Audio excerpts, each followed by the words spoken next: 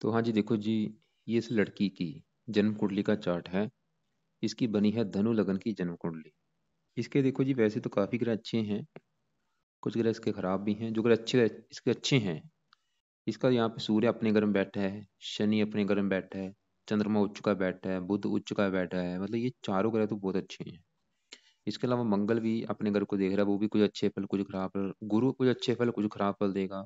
शुक्र नीच का बैठा है, लेकिन बुध के साथ होने की वजह से नीच भंग राजयोग बन चुका है।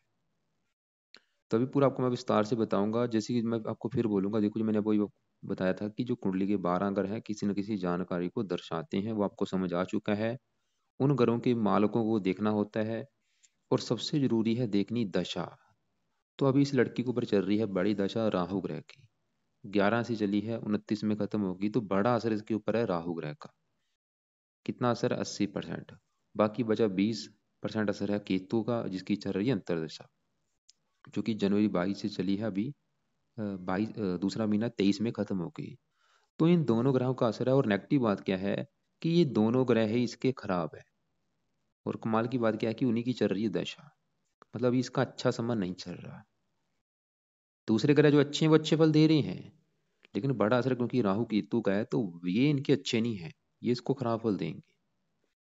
और जैसे कि आपको मैंने देखो जो पहले बताया था कि उस लड़के के जो अंकित के कुछ ग्रह थे दूसरे ग्रहों के फल दे रहे थे, इस लड़की के भी दो ग्रह ऐसे हैं।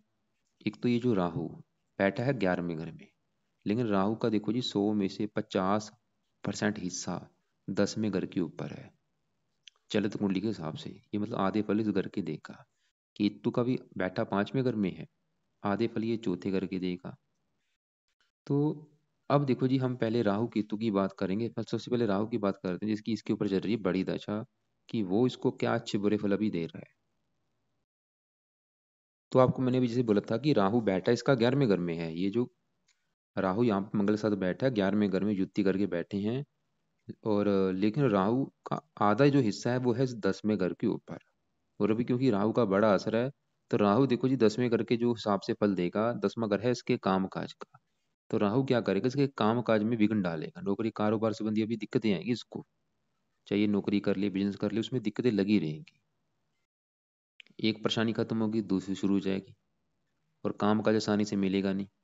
ये पिता का भी घर है, पिता से भी मनमुटाव हो सकता है। मान प्रतिष्ठा में कमी कर सकता है।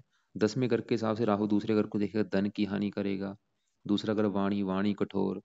और वैसे भी अंगारक दोष बना है। राहु मंगल के साथ जो बैठता है, अंगारक दोष का बड़ा नुकसान क्या होता है? ऐसे जो जातक होते हैं वो बहुत ज्यादा लड़ाकू होते हैं, क्रोधी होते हैं, जिद्दी होते हैं, हट्टी होते हैं। गुस्सा इनमें भर कूट कूट के भरा होता है, इस दोष की वजह से। तो राहु मतलब बड़ा ऐसा, क्योंकि 10वें घर के ऊपर है, 10वें घर के हिसाब से ये चौथे घर को भी देखेगा। माता को भी बीमार कर सकता है, मकान वाहन को लेकर दिक्कतें। छठे घर को देखेगा, रोगी बना देगा, शत्रु बढ़ा देगा। मतलब राहु का सही होना बहुत जरूरी है। अगर ये लड़की चाहती है इसका काम का सेट हो, इसकी लाइफ में जो दिक्कतें आ रही, क्योंकि राहु है विलंब का कारक। इसके कामों में बहुत ज्यादा विलंब डालेगा। इसका कोई भी काम प्रथम प्रयास में सफल नहीं होगा। कामों में रुकावटें जरूर आएंगी और ज्यादा ज्यादा आएंगी। दिक्कतें परेशानियां, मतलब राहु का सही होना देखो जी बहुत जरूरी है। तो सवाल वही है कि राहु को कैसे सही किया जाए। तो आपको मैं देखो जी पहले अंकत की कुंडली में वो उपाय बता चुका हूँ, वो आप देखो। तो इस लड़की को भी चाहिए कि राहु के, एक तो ये राहु का दान करे, अर्जाना दान करे। दान जब भी करना है, राहु का मंत्र आप करते करते कि हे राहु देवता जी, आपकी मेरे पर चल रही है महादशा, आपका मैं दान कर रही हूँ, ताकि आपके जो बुरे फल मुझे मिल रहे हैं वो मुझे ना मिले। तो एक तो इसका दान करे, एक इसके दूसरे मंत्रों को सिद्ध कर ले। 18 यार ये लड़की खुद इसका संकल्प लेके राहु का, कि राहु देवता जी आपकी मेरे पर चल रही है बड़ी महादशा, और मैं चाहती हूँ कि आपके जो भी बुरे फल मुझे मिल रहे हैं वो मुझे ना मिले, इसलिए आपके मैं मंत्रों को सिद्ध करूंगी। तो 18 यार संख्या है राहु के मंत्रों की, वो पूरी कर ले। तीसरा उपाय राहु कवच का पाठ, और चौथा उपाय राहु स्रोत का पाठ। ये रोजाना करे। इसने 3 उपाय तो जरूर करने हैं। राहु कवच का पाठ, स्रोत और दान, ये 3 काम जरूर करना है। और मंत्र सिद्ध करके चाहे छोड़ दे। और मैं फिर बोलूंगा 25 उपाय वाली वीडियो भेजूंगा, उसमें भी काफी उपाय लिख रखे हैं, उसको भी ये देखे। जितने ज्यादा कर सकती उपाय करे, क्योंकि दशा भी देखो जी काफी लंबी है, 29 में खत्म होगी। और राहु ही इसका मुझे सबसे ज्यादा खराब लगा है। और दूसरा लगा है ग्रह इसका केतु खराब, जिसकी चल रही है अंतरदशा। ये दोनों क्या है, दानव ग्रह हैं, पापी ग्रह, ये राक्ष ग्रह हैं। तो केतु की अगर बात करें, बैठा है कहाँ पे, पांचवें घर में। लेकिन आपको मैंने जैसे बोला था, आधा हिस्सा है चौथे घर के ऊपर और आधा हिस्सा पांचवें घर के ऊपर। तो केतु, पहले अगर पांचवें घर की बात करें तो पांचवा घर है संतान का। केतु इसको देगा संतान संबंधी दिक्कतें। क्या दिक्कतें देगा कन्फर्म नहीं मुझे, लेकिन इसकी देखो जी कुंडली में संतान को लेकर दिक्कतें आएंगी। उसके हैं बड़े दो कारण। यहाँ पे आपको दिख रहा है कि ये पांचवा घर है, घर है ये पांचवा, लिखा है एक, एक नंबर है मेष राशि। मेष राशि के ऊपर पड़ रही है शनि की दृष्टि, तीसरी दृष्टि शनि की पड़ेगी इस घर के ऊपर। तो शनि की है ये मेष राशि नीच राशि। तो शनि देखो जी, जो बड़ा कारण इसको संतान को लेकर दिक्कतें आएंगी वो शनि है, क्योंकि शनि की दृष्टि अच्छी नहीं मानेगी और ऊपर से ये नीच राशि है। तो ये पांचवें घर का बुरी तरह से नुकसान कर देगा। मतलब शनि ये दिखा रहा है कि इसको संतान को लेकर कोई ना कोई दिक्कतें परेशानियां लाइफ में आएंगी, और ये कन्फर्म है। क्या होंगी देखो जी, कन्फर्म मुझे नहीं कन्फर्म, लेकिन आएंगी जरूर। इसके अलावा यहाँ पे जो केतु बैठा है वो भी दिखा रहा है कि संतान को लेकर दिक्कतें आ सकती हैं। क्या हो सकती हैं, जैसे कि हो सकता है कि संतान में देरी हो, संतान काफी देरी से हो, या मान लो संतान हो भी जाए तो संतान अ, बीमार हो, या संतान से कम बने, या संतान ऑपरेशन के द्वारा हो, या कन्या संतान ज्यादा हो, पुत्र कम हो। बार बार इसका गर्भपात करा सकता है शनि केतु। मतलब संतान संबंधी इसको दिक्कतें आएंगी। उसके है दो कारण, बड़ा कारण शनि और दूसरा कारण केतु। इसके अलावा पांचवा अगर पढ़ाई में है, पढ़ाई का है, पढ़ाई में विघ्न डालेगा। बुद्धि का है, बुद्धि को भ्रमित करेगा। और शनि केतु का आपको मैंने अभी जैसे बोला था कि आधा हिस्सा है चौथे घर के ऊपर। चौथा घर है माता मकान वाहन का, माता को बीमार कर देगा। मकान को लेकर दिक्कतें, वाहन को लेकर दिक्कतें, जन्मभूमि से दूर भी जाना पड़ेगा। इसके मतलब इस लड़की की भी जन्मभूमि से दूर जाने के काफी योग हैं, क्योंकि चौथा घर है जन्मभूमि। और चौथे घर का मालक कौन है, यहाँ पे 12 लिखा है, मालक है ये गुरु। कहाँ बैठा है, विदेश के घर में, 12वें घर में। तो इसके भी विदेश में सेटलमेंट के भी योग है।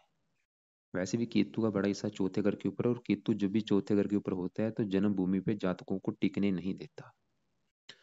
अब देखो जी, मतलब यहाँ पे इस लड़की को राहु केतु के उपाय करने बहुत जरूरी हैं। तो उपाय, राहु की तो आपको बता ही चुका, केतु के भी उपाय में से एक बार केतु के भी मंत्रों को 18 संख्या है वो पूरी कर ले। नहीं करना कोई चक्कर नहीं, खाली केतु के 2 दिन काम करने, तो दान इसका जरूर करे।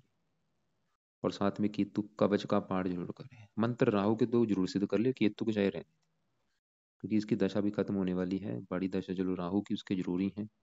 तो केतु के लिए केतु के दान करे, केतु का कवच का पाठ करे। लेकिन एक बार इसके मंत्र सिद्ध करने हैं, कब करने हैं, जब ये लड़की संतान लेगी, जब ये संतान लेने वाली होगी, उससे पहले, संतान लेने से पहले एक बार केतु के मंत्र सिद्ध जरूर करेगी। संकल्प लेके शुरू करना है कि हे केतु देवता जी, आप मेरी संतान के घर में बैठे हैं, और मैं चाहती हूँ कि मुझे कोई संतान को लेकर दिक्कतें ना आए, इसलिए आपके मैं एक बार मंत्रों को सिद्ध करूंगी। तो ये मंत्र एक बार 17,000 इसकी संख्या वो पूरी कर लेगी संतान लेने से पहले। और ऐसे ही इसने संतान लेने से पहले एक बार शनि के भी मंत्र सिद्ध करने। शनि देखो जी, शनि की अगर बात करें, शनि इसका है बहुत ही अच्छा। क्यों अच्छा है, क्योंकि ये जो 11 लिखा है ये शनि का अपना घर है। और ये जो 10 लिखा है, शनि इस घर का भी मालिक है, दूसरे घर का, 11 नंबर वाला तीसरा घर है। तो शनि यहाँ पे देखो जी, दूसरा घर है धन जोड़ने का, परिवार का, वाणी का। और ये तीसरा घर है इसके छोटे भाई बहनों का, छोटी यात्राएं, पराक्रम, उद्यम, मेहनत, साहस। तो शनि इन दो घरों का करेगा अच्छा। 3 दृष्टि है, तीसरी दृष्टि यहाँ पे इस घर का करेगा नुकसान, साथ में यहाँ पे 10वीं, यहाँ पे 10वीं इसकी पड़ेगी यहाँ पे उच्च राशि के ऊपर। इस घर का भी बहुत अच्छा करेगा, 11वें घर का। तो तीसरा घर देखो जी होता है छोटे भाई बहनों का, पराक्रम का। शनि तीसरे घर का अच्छा ही करेगा, इसको काफी मेहनती बनाएगा, पराक्रमी, उद्यमी। ये अपनी मेहनत के बल पर जीवन में कामयाब होगी। इसके अलावा अपनी मेहनत के बल पर धन कमाए, क्योंकि धन का मालिक है, अपनी मेहनत के बल पर भी जीवन में काफी धन कमाए। धन की कमी नहीं रहेगी इसके पास, क्योंकि 11वें घर को भी शनि देख रहा है, जो कि उच्च राशि है, लाभ के घर को, धन के मालिक का लाभ के घर को देखना काफी जातकों को धनी बनाता है। तो शनि बस खराब फल बस ये देगा, संतान संबंधी दिक्कतें देगा। लेकिन जब संतान लेना है तो ये एक बार शनि के मंत्रों को सिद्ध करना है। अब देखो जी, हम यहाँ पे बात करते हैं बुध और शुक्र की। तो आपको क्लियर हो चुका, मेरा कहने का मतलब यही है कि इसका अभी जो समय अभी है, समय अच्छा नहीं है, क्योंकि राहु की दशा है, केतु की अंतर्दशा। हजारों, ये मतलब समय बहुत खराब माना गया। जब भी राहु की दशा में केतु का अंतर आता है वो समय अच्छा नहीं होता। फिलहाल भी जब केतु की दशा खत्म होगी उसके बाद भी कुछ चेंज आएगा लाइफ में। तीसरा महीना दूसरे महीने, 3 तारीख दूसरा महीना 23 में खत्म होगी। लेकिन यहाँ पे देखो जी नेगेटिव बात क्या है कि 3 तारीख दूसरा महीना 23 को इसकी शुक्र की दशा भी स्टार्ट होगी, और वो भी नीच का बैठा है। लेकिन शुक्र इसका जो है वो नीच का बैठा जरूर है, उसने खराब फल देनी है। लेकिन यहाँ पे एक अच्छी बात क्या है निकली है कि ये जो घर है 10वां, 10वें घर में देखो जी 6 लिखा है, ये है बुध का घर। बुध यहाँ पे अपने ही घर में बैठा है। शुक्र नीच का बैठा है, बुध अपने घर में बैठा है, तो क्या हुआ, नीच भंग राजुक बना है। मतलब शुक्र का यहाँ पे नीच हो गया, भंग बन गया राज। मतलब शुक्र के जो बुरे फल है इसको नहीं मिलेंगे। या तो यहाँ पे देखो जी शुक्र के बुरे फल इसको नहीं मिलेंगे, या मिलेंगे भी अगर थोड़े बहुते मिलेंगे, 5-10%। पहली बात तो मिलेंगे नहीं, नीच भंग राजुक बन चुका है। फिर भी हमने क्या करना है, इस लड़की ने जब शुक्र की दशा स्टार्ट होगी तो शुक्र के इसने एक बार मंत्रों को सिद्ध करना है, ताकि इसके बुरे फल इसको ना मिलें, और शुक्र कवच का पाठ ये किया करे शुक्र की दशा में, जो कि स्टार्ट होगी दूसरे महीने के बाद। खराब फल क्या देगा, ये काम काज के घर में बैठा, काम काज में दिक्कतें देगा। नौकरी कारोबार संबंधी दिक्कतें, पिता संबंधी दिक्कतें, सरकारी कामों में दिक्कतें। लेकिन यहाँ पे जो बुध बैठा है, ये जो बुध है ये 10वें घर का मालिक अपने ही घर में बैठा। बुध इसका देखो जी बहुत अच्छा है, क्योंकि अपने ही घर में बैठा है, भद्र योग बना है जो कि पंच महापुरुष योग में से उत्तम योग है। और बुध ये जो 3 लिखा है, इस घर का मालिक है 7वें घर का। 7वां घर है इस लड़की के पति का घर। पति का सुख कैसा होगा 7वें घर से। और 7वें घर का जो मालिक बुध है, और बुध यहाँ पे 6 लिखा है, इस घर का भी मालिक है 10वें घर का। 2 घर है बुध के, 10वां घर और 7वां। और यहाँ पे अपने घर बैठा है, तो बुध इसका है अच्छा। बुध इसको देखो जी हजारों अच्छे फल देगा, लेकिन थोड़े से बुध भी खराब फल देगा। लेकिन पहले हम बात करते हैं कि वो अच्छे फल क्या देगा। तो यहाँ पे देखो जी सबसे पहली बात ये है कि जो 10वां घर होता है, आपको मैंने बोला था काम काज का घर होता है। तो 10वें घर का जो मालिक बुध है अपने घर में बैठा है, तो बुध ये दिखा रहा है इसको काम काज का सुख मिलेगा बहुत ही अच्छा। और खासकर ये बुध से जुड़े कामों से, बुध के जुड़े जो बिजनेस हैं उससे ये काम करे। जैसे कि लिखने का काम हो गया, लिखने का कोई भी काम, लेखन, प्रकाशन, पत्राचार, पढ़ाने का काम हो गया जिसमें वाणी की जरूरत होती है, पढ़ाने का काम, वाणी से जुड़ा काम, जैसे वकालत का भी होता है, वकालत में हो सकती है। जब बैंक से जुड़ा काम, बुध है बैंक का कारक, बैंक की नौकरी इसकी लग सकती है। या इसके अलावा बुध के जुड़े काफी काम है, ऐसे ज्यादा मैंने देखे सीए होते हैं, सीए जरूर होते हैं ऐसे ज्यादा बुध की वजह से। इंजीनियरिंग होगी, मेडिकल लाइन, कॉमर्स, ऐसे लाइन कामों से धन कमाते हैं। बुध के जुड़े कामों से ये लड़की धन कमाएगी। और बुध यहाँ पे जो 3 लिखा है 7वें घर का मालिक है इसके पति का। इसके पति का सुख इसको बहुत अच्छा मिलेगा। इसकी जो मैरिज लाइफ है वो बहुत अच्छी होगी, विवाह का सुख बहुत ही अच्छा है कुंडली में। पति मतलब इसका बहुत ज्यादा पढ़ा लिखा बुद्धिमान हो सकता है, इसका पति एक बड़ा बिजनेसमैन हो। इसका जो ससुराल होगा इससे उच्च उच्च श्रेणी का मिलेगा। मतलब ससुराल इससे काफी बड़े लेवल का होगा। तो बुध इसको मतलब विवाह का सुख बहुत अच्छा देगा, काम का जब सुख अच्छा देगा, उसको बुद्धिमान बनाएगा, पढ़ा लिखा बनाएगा। और ये पिता का भी घर है, पिता का सुख अच्छा। और पति मतलब सभी गुणों से युक्त होगा, पढ़ा लिखा, आज्ञाकारी, समझदार। लेकिन बुध आपको मैंने जैसे बोला था खराब फल देगा, वो क्या देगा, 7वीं दृष्टि पड़ेगी यहाँ पे चौथे घर के ऊपर जो कि नीच राशि है। 12 लिखा है ये बुध की नीच राशि है। तो बुध अपनी दशा में चौथे घर संबंधी थोड़ी सी दिक्कतें दे सकता है, जैसे कि माता, मकान, वाहन संबंधी कोई ना कोई दिक्कतें परेशानियां आ सकती हैं। अब यहाँ पे देखो जी गुरु की बात करते हैं, जो कि इस चौथे घर का मालिक है। और ये जो 9 लिखा है, इस घर का भी मालिक है पहले घर का। पहला घर 9 नंबर, ये पहला घर है इस लड़की का शरीर। शरीर, सेहत, स्वभाव, रंग रूप, पर्सनैलिटी, सर मस्तक, पहले घर से। और पहले घर का मालिक कौन है, गुरु। और यहाँ पे 12 लिखा है, इस चौथे घर का भी मालिक गुरु है।